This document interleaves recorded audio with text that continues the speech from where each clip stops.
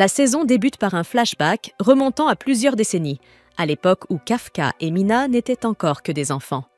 La ville avait alors été attaquée soudainement par des kaijus, plongeant les habitants de toute classe sociale dans une fuite désespérée pour échapper au carnage. Au milieu du chaos, Mina trébucha et, prise de panique, éclata en sanglots.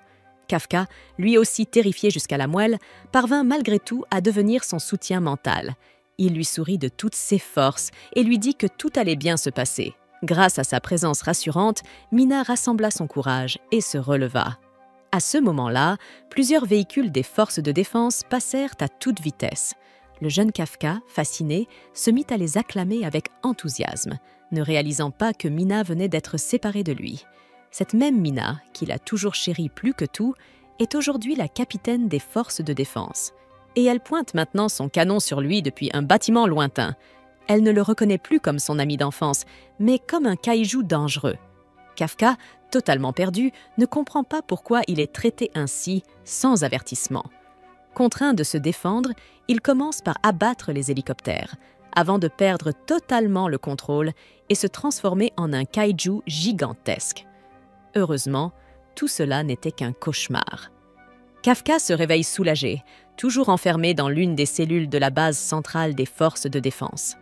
Pendant ce temps, Mina marche lentement dans les ruines de la base de la 3e division, à l'endroit même où Kafka s'est révélé comme un kaiju à la fin de la saison précédente. Le vice-capitaine Oshina la rejoint et lui annonce qu'après 5 jours, les hauts gradés n'ont toujours pas pris de décision concernant Kafka Ibino. Observant les bâtiments détruits autour d'eux, Oshina se demande combien d'années seront nécessaires pour reconstruire cette ville autrefois si belle. Il garde une certaine rancune envers Kafka pour la destruction de la base, mais ne s'épanche pas sur le sujet.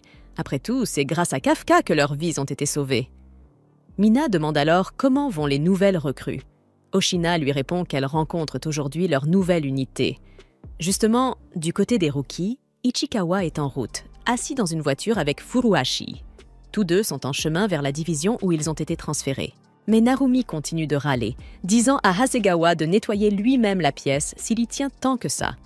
Hasegawa accepte sans broncher et appelle immédiatement son unité de nettoyage qui se met aussitôt à fourrer toutes les consoles, jeux et babioles de Narumi dans de gros sacs poubelles.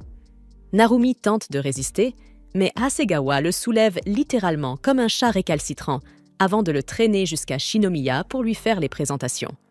Face à cette scène ridicule, Shinomiya reste bouche bée. Elle ne peut tout simplement pas croire à quel point ce type est pitoyable. Toute idée de respect qu'elle aurait pu nourrir à son égard s'envole instantanément. Mais elle se ressaisit et, en soldat discipliné, se met au garde-à-vous pour se présenter comme l'une des nouvelles recrues de la 3e division. Narumi, nonchalant, lui dit de ne pas être aussi formel. Il ne s'intéresse pas à ce genre de choses inutiles. Cependant, il lui confie qu'il attend quelque chose d'elle. Avant qu'il ne puisse préciser ce que c'est, une alarme d'urgence retentit dans toute la base. Un kaiju a été repéré à proximité. Narumi y voit une occasion en or. Il demande alors à Shinomiya de bien observer l'équipe numéro 1 lors de cette opération, car c'est à travers leur manière de combattre qu'elle comprendra ce qu'il attend d'elle. Il lui promet la meilleure place pour regarder, puis part aussitôt en direction de la zone d'attaque.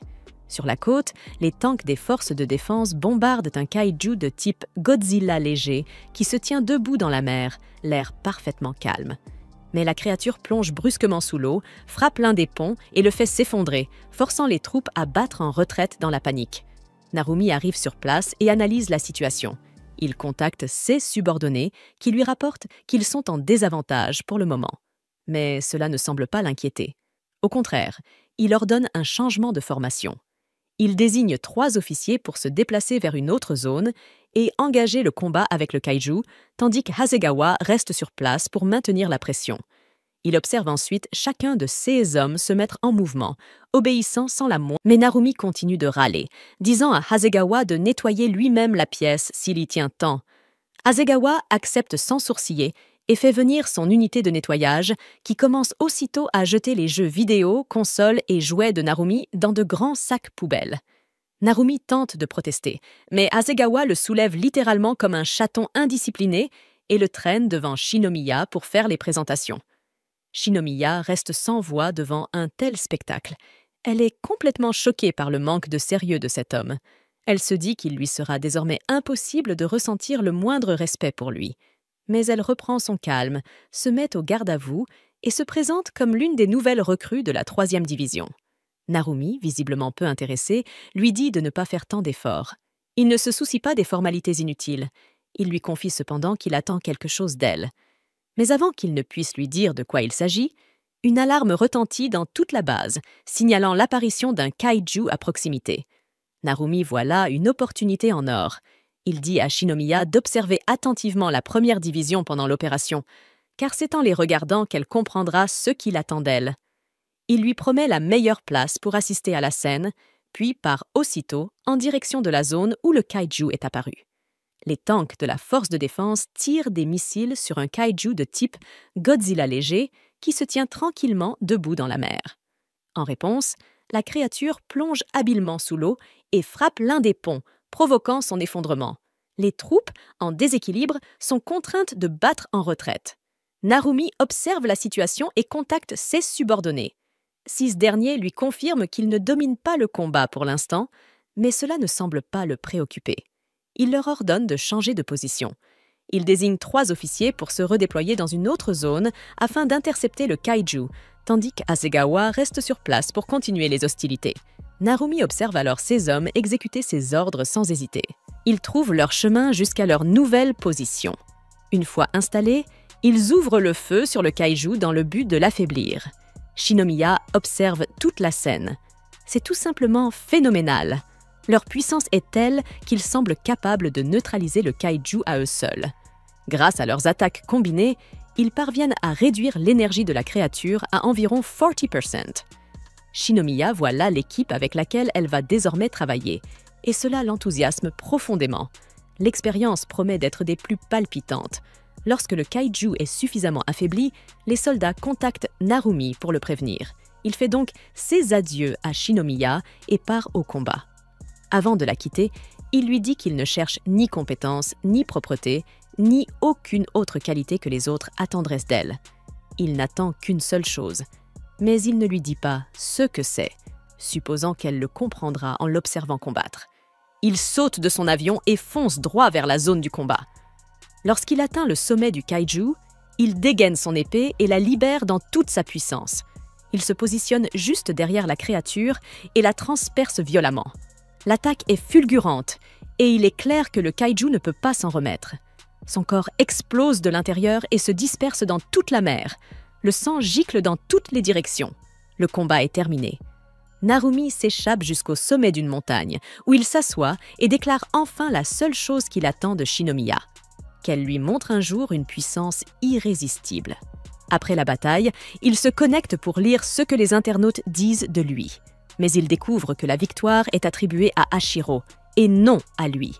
Furieux de ne pas recevoir les éloges qu'il estime mérités, il se plaint à Shinomiya, qui n'arrive pas à croire que le capitaine de la 1re division passe son temps à lire les commentaires en ligne. Son téléphone sonne depuis un moment, mais il refuse de répondre.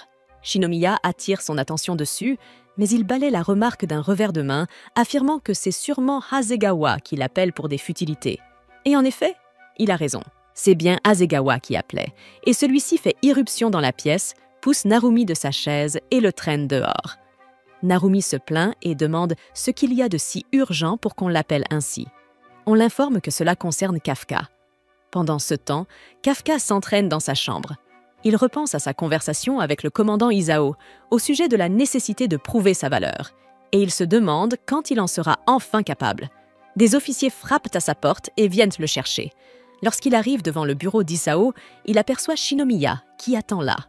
Il entre dans le bureau et se place aux côtés de Narumi, qu'il reconnaît comme le capitaine de la 1re division. Isao lui annonce qu'il souhaite voir coopérer le plus puissant kaiju de l'histoire, Kafka, et la plus puissante force de défense de l'histoire, c'est-à-dire la 1re division. Il veut donc que Kafka rejoigne la division de Narumi. Il insiste, c'est la seule manière pour Kafka de prouver sa valeur. Kafka n'aime pas l'idée d'être utilisé comme un simple kaiju, mais si c'est le prix à payer pour rester en vie, alors il est prêt à l'accepter, juste pour éviter la mort. Mais avant que Kafka ne donne sa réponse, Narumi prend la parole. Il remercie Isao pour la proposition, mais déclare qu'il n'a pas besoin de travailler avec un kaiju. Selon lui, le seul soldat nécessaire dans sa division, c'est lui-même. Il tente de quitter la pièce, mais Isao le rappelle immédiatement. Il lui rappelle que le kaiju numéro 9 s'est infiltré parmi les humains en prenant forme humaine, tandis que le numéro 10 a réussi à forcer l'entrée. Ainsi, les kaiju adoptent de nouvelles méthodes pour attaquer, et en conséquence, eux aussi doivent innover. Des stratégies innovantes. Comment pourrait-il vaincre un kaiju s'il ne pense pas comme lui? Narumi sait qu'Isao ne lui fait pas confiance, ni même qu'il croit en ses capacités. Pour lui, Isao ne voit en Kafka qu'une arme potentielle. Kafka, de son côté, ne veut pas mourir. Il tente donc de convaincre Narumi.